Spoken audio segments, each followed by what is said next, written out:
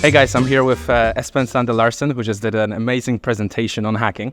And I have a question for you. The first question is, why is security important when we're developing our applications? I think it's paramount because if you're not thinking about security, you end up doing like my colossal failure and be a textbook example of what not to do.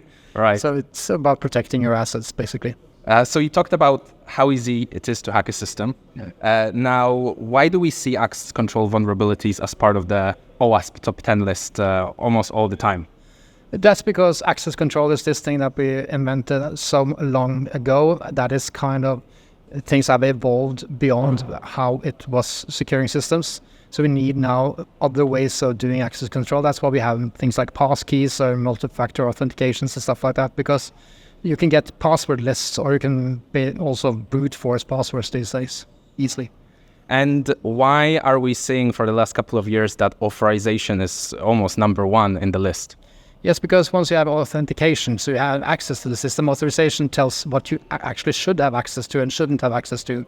And if you mess up that, well, again, you can have things leaking out or things going wrong. And there is really big consequences if you mess up authorization, right? Yes. And it has happened and it's cost people a lot of money, a lot of grief.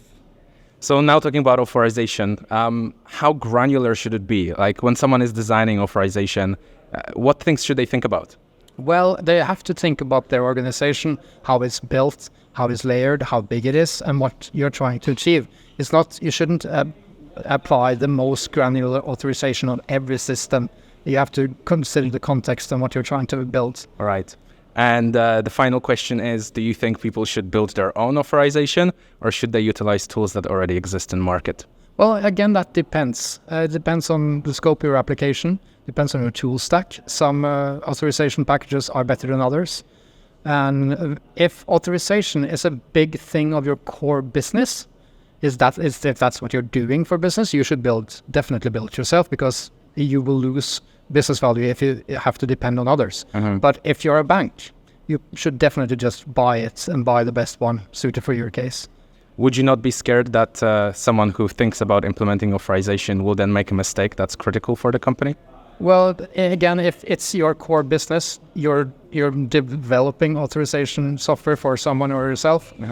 You have to have skilled people who know what they're doing. You shouldn't just do it because it's cool and I want the challenge, which is something we developers do a lot. Right. I have done that on occasion myself.